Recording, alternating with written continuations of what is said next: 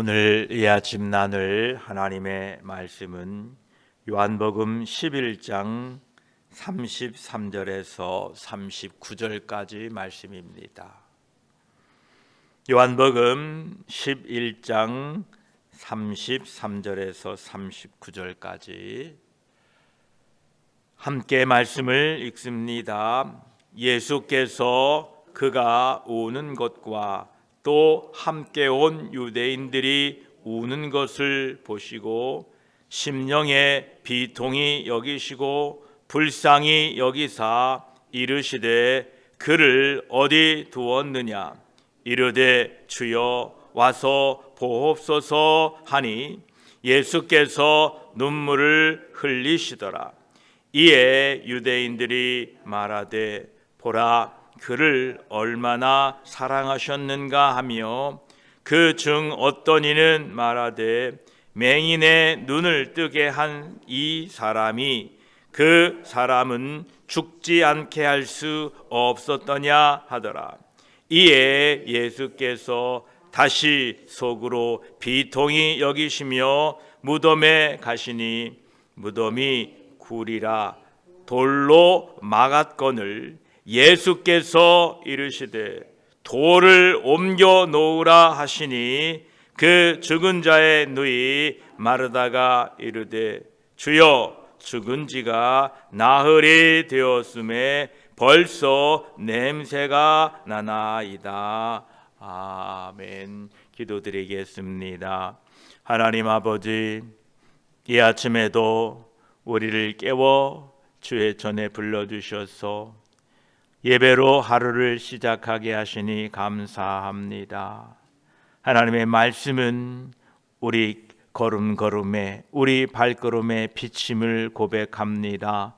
오늘도 우리 인생길을 환하게 비춰주시어서 대낮에 행하면 사람이 넘어지지 아니하고 대낮에 우리가 맡겨진 일을 잘 감당할 수 있는 것처럼 우리 삶 속에 말씀이 빛이 되어서 그 말씀을 의지하고 넘어지지 아니하며 맡겨진 일 잘 감당하도록 도와주시옵소서. 이 아침에 말씀을 나눌 때에 성령 하나님께서 함께하여 주시옵소서. 우리 구주 예수 그리스도의 이름으로 기도드립니다. 아멘.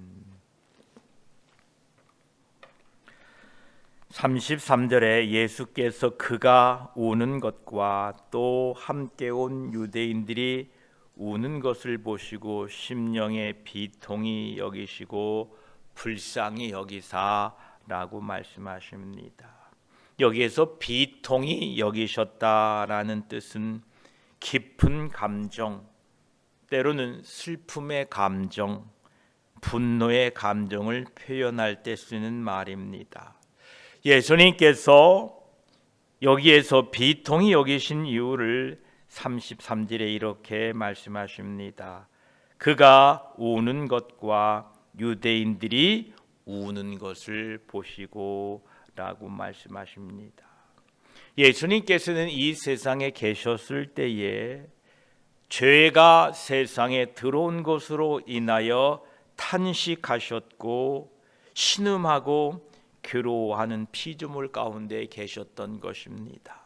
이 죽음의 문제는 죄의 문제와 연결되어 있습니다. 예수님께서는 죄가 잉태한 두려운 결과에 대하여 거룩한 분노와 슬픔을 느끼셨고 이 세상에서 악이 역사한 것에 대하여 의로운 증오심으로 흥분하셨습니다. 불쌍히 여기셨다라는 말은 그가 스스로 괴로워하셨다라는 뜻입니다. 예수님께서는 사람들이 울며 통곡하게 만든 것을 보시고 괴로워하셨다라는 것입니다.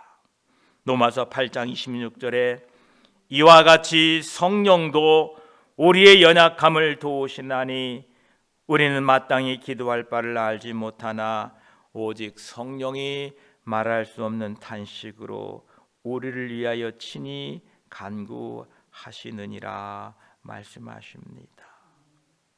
죄가 우리의 삶에 들어와서 우리를 죽음에 이르게 했는데 이 죄에 대한 예수 그리스도의 거룩한 분노, 이 죄에 대한 예수님의 그 극복을 위한 죄에 대한 그 승리를 가져오시게 하시는 그 주님이 오늘 죄로 괴로워하고 죄로 인하여 죽어져가는 영혼들을 보시고 긍휼히 여기시고 불쌍히 여기셨다라는 것입니다.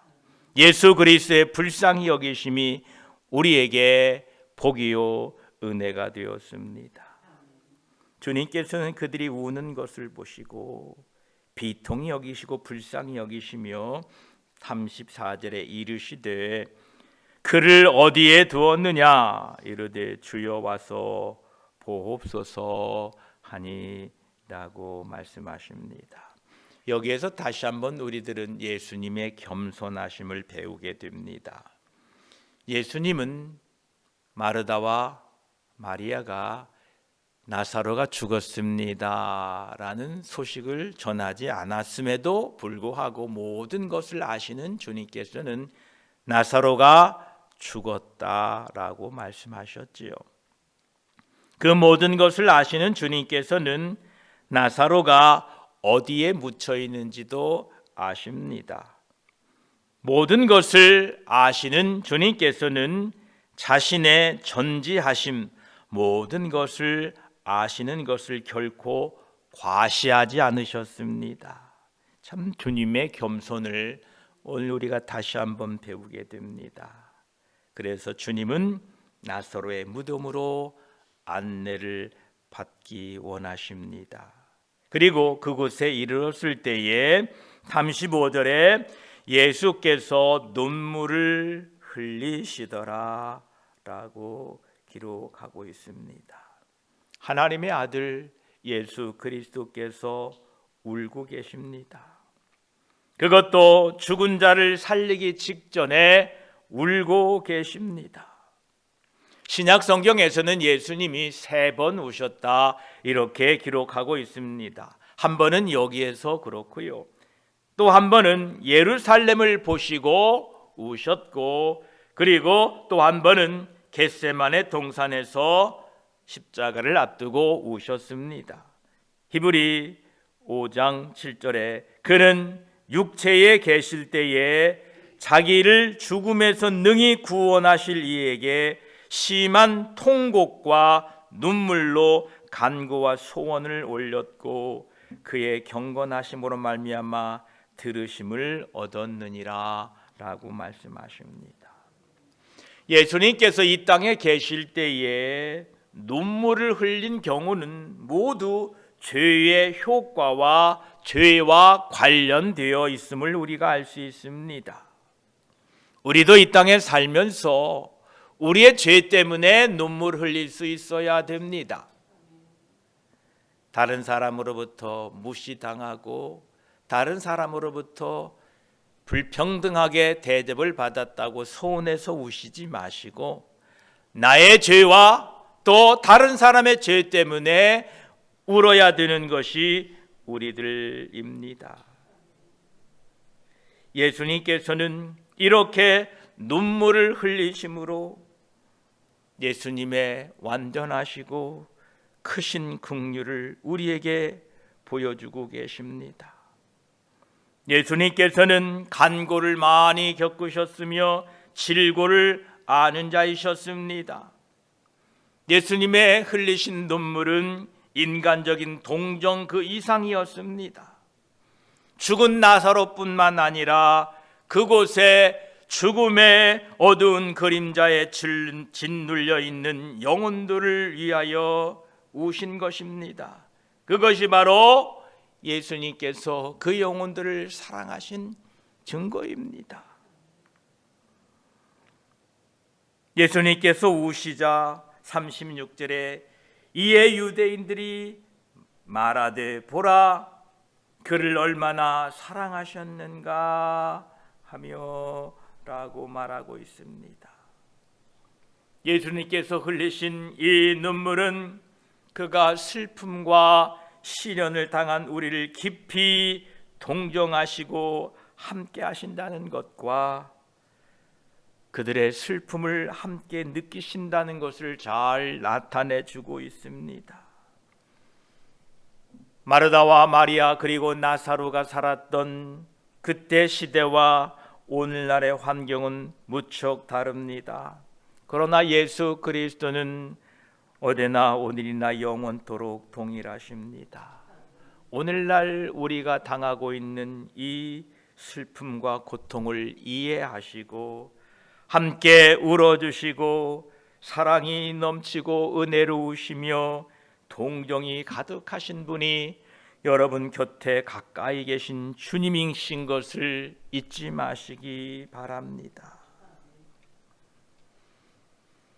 한편으로는 유대인들은 예수님의 오시는 것을 보고 그가 얼마나 그를 사랑하셨는가라고 하는 반면에 다른 사람들은 37절에 그중 어떤 이는 말하되 맹인의 눈을 뜨게 한 이 사람이 그 사람은 죽지 않게 할 수 없었더냐 하더라 라고 말합니다. 이것은 예수님에 대하여 좋은 것은 전혀 믿지 않고 또 가능하면 그가 행한 것을 무엇이든지 흠잡으려고 결심한 사람들의 말처럼 들립니다. 그들의 말 속에는 빈정되는 뜻이 담겨 있습니다. 그들은 나사로가 죽었지만 예수님께서 그를 도울 수 있으리라고는 전혀 생각하지 못했음이 분명합니다. 그래서 그를 죽도록 내버려 두신 데에 대하여 드러내놓고 예수님을 비난하고 있습니다. 이 모습을 보면 많이 우리를 닮은 것 같습니다. 우리들도 하나님이 하시는 일을 이해하지 못하고 오히려 불평과 불만을 드러내지만 믿음이 있는 사람이라면 주님이 말씀하신 것처럼 내가 하는 것을 내가 지금은 알지 못하나 이후에는 알리라는 말씀을 믿고 신뢰해야 합니다. 지금 주님이 하시는 일을 당장 내가 알 수 없으나 이후에는 알게 되리라 라는 이 믿음으로 주님이 일하시는 것을 믿음으로 우리가 받아야 됩니다. 욥처럼 환난 중에도 하나님께 원망하지 말아야 됩니다. 욥은 그 이후에 무엇인가 있을 거야, 하나님은 결코 실수하지 않으셔라는 믿음으로 이런 고백을 합니다. 욥기 1장 21, 22절에 이르되 내가 모태에서 알몸으로 나와 싸운즉 또한 알몸이 그리로 돌아가올지라. 주신 이도 여호와시요 거두신 이도 여호와시니 여호와의 이름이 찬송을 받으실지니이다 하고 이 모든 일에 욥이 범죄하지 아니하고 하나님을 향하여 원망하지 아니하니라 라고 말씀하십니다. 그렇습니다. 우리에게 일어난 모든 일은 다 이해할 수가 없습니다. 그러나 분명한 사실은 하나님은 우리를 사랑하고 계시다라는 것입니다. 주님을 비방하는, 주님을 비꼬아 빈정대는 그 말을 들으시고 주님께서는 다시 한번 38절에 이에 예수께서 다시 속으로 비통히 여기시며 무덤에 가시니 무덤이 굴이라 돌로 막았거늘 이라고 말씀하십니다. 이해라는 말이 가르쳐 주듯이 예수님이 비통히 여기신 이유는 유대인들이 예수님을 흠잡으려고 불신하였기 때문에 그렇습니다. 예수님께서는 우리의 마음의 갈등도 아시고 우리의 마음에 부족한 것도 아시고 우리 마음의 모든 것을 아십니다. 그리고 그것을 느끼신다라는 것입니다. 오늘 그들의 비판의 말에 비통히 여기셨던 것처럼, 즉 우리의 마음을 아셨던 것처럼 주님께서는 우리의 연약함도 아시고 우리의 부족함도 아시고 계시다라는 것입니다. 성령으로 거듭난 우리들 안에는 언제나 갈등이 있습니다. 즉 우리의 한 본성은 이 세상 것을 양식으로 삼으려 하고, 또 다른 한 본성은 그것을 저항합니다. 이 모든 것을 아시고 느끼시는 분이 우리 구주 예수 그리스도이십니다. 예수님께서는 우리의 연약함을 도우십니다. 우리의 그 두 본성이 함께 어우러져 고민하고 갈등하고 싸워가고 있는 것을 주님은 익히 너무나 잘 알고 계십니다. 그래서 주님은 우리를 도우십니다. 이 주님의 도우심을 날마다 우리가 부끄럽지 않게 당당하게 요청해야 됩니다. 예수 믿는 사람들이 마음에 악한 생각을 품을 수도 있습니다. 그러나 그 악한 생각을 주님께 고하고 주님은 아시기에 주님께 부탁드리면 그 악한 마음을 변화시켜 우리에게 선한 마음을 갖게 하고 의로운 마음을 갖게 하는 것입니다. 주님은 우리의 모든 것을 아신다는 것을 기억하시고 주님께 구할 수 있는 지혜자들이 되시기를 바랍니다. 히브리 4장 15, 16절은 이렇게 말씀하십니다. 우리에게 있는 대제사장은 우리의 연약함을 동정하지 못하실 리가 아니요 모든 일에 우리와 똑같이 시험을 받으신 이로되 죄는 없으시니라 라고 말씀하십니다. 예수님은 우리와 같이 똑같이 시험을 받으셨습니다. 그래서 시험 받는 우리를 너무나 잘 알고 계시다라는 것입니다. 우리와 다른 것은 그분은 죄가 없으신다라는 것이지요. 히브리 4장 16절에는 그러므로 우리는 긍휼하심을 받고 때를 따라 돕는 은혜를 얻기 위하여 은혜의 보좌 앞에 담대히 나아갈 것이니라 라고 말씀하고 계십니다. 그렇습니다. 우리의 갈등을 이해하시고 우리의 갈등을 느끼시고 우리의 갈등을 모든 것을 용납하시고 바라보시고 느끼시는 주님께서 때를 따라 돕는 은혜를 얻기 위하여 주님의 은혜의 보좌 앞에 담대히 나아갈 때에 주님께서 우리를 도우신다는 것을 잊지 마시기 바랍니다. 오늘도 주님의 도움을 구하고 사는 하루 되시기를 축복합니다. 이제 예수님께서 모든 것을 아시고 모든 것을 느끼시고 이제 예수님의 이 일을 통하여 하나님의 영광을 나타내기 위하여 이제 한 걸음 더 나아가십니다. 39절에 보면 예수께서 이르시되 돌을 옮겨 놓으라 하시니 그 죽은 자의 누이 마르다가 이르되 주여 죽은 지가 나흘이 되었음에 벌써 냄새가 나나이다 라고 기록되었습니다.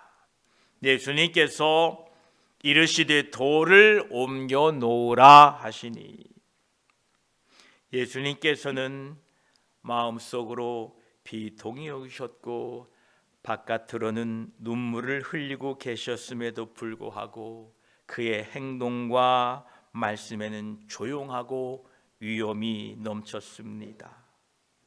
돌을 옮겨 놓으라. 우리는 하나님께서 능력을 베푸실 때에 역사를 행하실 때에 하나님의 그 신적인 능력이 불필요한 곳에 소모되지 않는 것을 보게 됩니다. 즉 이 말은 무슨 말이냐 하면 인간이 할 수 있는 일은 인간에게 맡기신다라는 것입니다. 이 요한복음 첫 번째의 기적대의 일입니다. 예수님께서는 하인들에게 항아리를 물로 채우라고 명령하셨습니다. 예수님의 능력으로 갑자기 항아리에 물이 생기게 할 수 있고, 아니 갑자기 항아리에 포도주가 생기게 하실 수도 있었는데, 예수님께서는 하인들에게 물을 떠서 그 항아리에 채우라고 말씀하신 것입니다. 이처럼 하나님의 능력을 나타내실 때에는 하나님께서 우리 인간들에게 명령하신 일이 있다는 겁니다. 이 일을 우리가 감당해야 된다라는 겁니다. 그 일을 통하여 역사가 일어나는 것은 아닙니다. 하나님의 역사는 하나님의 능력 가운데 일어납니다. 그러나 그 하나님의 역사를 이루어 가기 위하여 우리에게 맡기신 일이 있다는 겁니다. 이 일을 우리는 감당해야 됩니다. 지금 여기에 나오는 것은 사람들에게 돌을 옮겨 놓으라, 돌을 굴려 놓으라 라는 말씀이지요. 여기에서 우리가 배워야 할 교훈은, 예수님께서는 저절로 돌이 굴러가도록 명령하실 수도 있었을 것이며, 또한 나사로가 이 돌이라는 방해물을 뚫고 나오라고 명령하실 수 있었는데, 그렇게 하지 아니하시고 사람들을 시켜 그것을 옮겨 놓게 하셨다라는 것입니다. 때로는 우리가 하나님의 역사를 기대할 때에 나는 가만히 있을 테니까 그냥 알아서 해주세요, 짠 하고 나타나게 해주세요라고 우리가 기대하고 기도하는 경우가 있습니다. 그렇지 않습니다. 주여, 어찌해야 할까요? 주여, 무엇을 해야 할까요? 주여, 이 기적을 베풀어 주십시오. 내가 어찌해야 됩니까? 라고 주님께 구하시길 바랍니다. 시험을 보는 사람이 주여, 오늘은 내가 연필을 굴려서 오른쪽 왼쪽으로 굴려서 나오는 번호들을 쓰겠습니다, 정답만 나오게 해주세요 라고 기도하지 마시고, 주여, 지혜가 없지만 열심히 공부하겠습니다, 공부해서 열심히 준비할 테니까 생각나게 해주세요라고 기도해야지, 그저 주님이 다 하시고 나는 아무것도 안 하겠다라는 것은 주님을 자신의 종으로 부리겠다라는 생각입니다. 이제 주님께서는 사람들에게 돌을 옮겨 놓으라고 말씀하십니다. 예수님께서는 참으로 겸손하신 분입니다. 참으로 그분은 단순하신 분이십니다. 예수님의 능력을 나타내실 때에 그는 모든 허식을 다 버리고 그냥 무덤을 뚫고 짠 나오게 한 것이 아니라 모든 허식을 다 버리고 몸소 모범을 보여주셨습니다. 예수님께서는 자신의 기적을 베푸시는데도 꾸미거나 과장하지 않으셨습니다. 무덤의 문을, 돌을 열어놓고 나사로를 나오게 했던 것처럼 오늘 또 우리의 마음과 삶의 가식이 아니라 순전함으로 예수 그리스도를 닮아 하루를 살아가시기를 축복합니다. 오늘도 예수님께서는 우리에게 명령하실 것입니다. 하나님의 기적을 이루기 위하여 우리에게 명령하실 때에 그 명령을 아멘으로 받고 그 명령을 수행하실 때에 오늘도 나사로가 무덤에서 살아난 것 같이 여러분 삶의 기적이 임하게 될 것입니다. 기도드리겠습니다. 하나님 감사합니다. 예수님께서는 이 땅에 오셔서 눈물을 흘리셨습니다. 오늘 본문에서 나사로의 무덤 앞에서 우셨고 또 예루살렘을 향하여 우셨고 겟세마네 동산에서 우셨다고 했습니다. 왜 모두 우셨습니까? 바로 인간의 죄로 인하여 그 죽음이 임하고 인간의 죄로 인하여 멸망당하는 영혼들을 보시고 우셨습니다. 하나님, 우리의 눈물이 메마르지 않도록 도와주시옵소서. 나의 죄 때문에 또 죽어가는 저 영혼들 때문에, 다른 사람들의 죄 때문에 울고 애통해 할 수 있는 우리 모두가 되게 하여 주시옵소서. 주여, 나의 죄 때문에 운 지가 얼마나 되었습니까? 주여, 나의 죄 때문에 애통하는 우리가 되게 하셔서 참으로 그 애통하는 자에게 하나님 위로해 주시고 복이 임한다고 말씀하셨사오니, 날마다 애통하는 심령으로 주님께 나아가도록 도와주시옵소서. 주님은 모든 것을 다 아시는 분이십니다. 비통히 여기셨다 말씀하신 그 의미는 우리의 모든 것을 아시고 우리의 모든 생각과 마음과 뜻과 우리의 모든 것들을 이해하시고 알고 계시다는 것을 우리에게 말씀하십니다. 그렇습니다. 우리 마음 깊은 곳까지 아시는 주님, 주님께 나아갑니다. 우리를 긍휼히 여겨 주시옵소서. 우리 안에 이 두 본성이 오늘 또 싸우고, 오늘 또 하나님 내 육신의 생각이 또 이 성령의 생각을 방해하고 하나님의 뜻대로 살고자 하는 이 마음 속에 육신의 연약한 생각으로 말미암아 고통하고 번민하고 하나님 괴로워하고 있사오니, 주여 우리를 도와주시어서 성령의 충만으로, 성령의 능력으로 하나님의 성령을 따라 오늘 또 이 육신을 지배하게 하시고 하나님의 성령의 생각으로 내 마음의 생각을 지배하고 사는 능력 있는 하루 되게 하여 주시옵소서.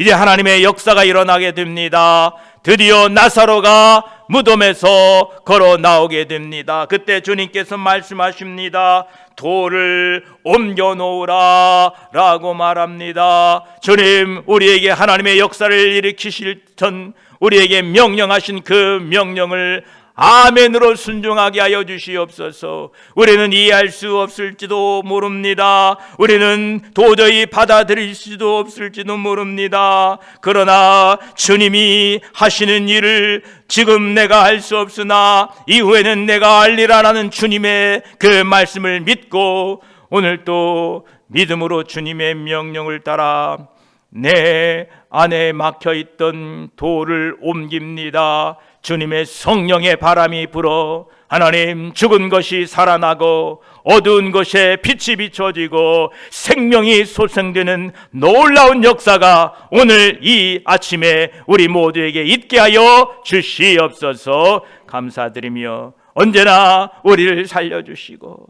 언제나 우리를 이해하시고 우리와 함께 하시고 우리를 긍휼히 여겨주시는 우리 구주 예수 그리스도의 이름으로 기도드립니다.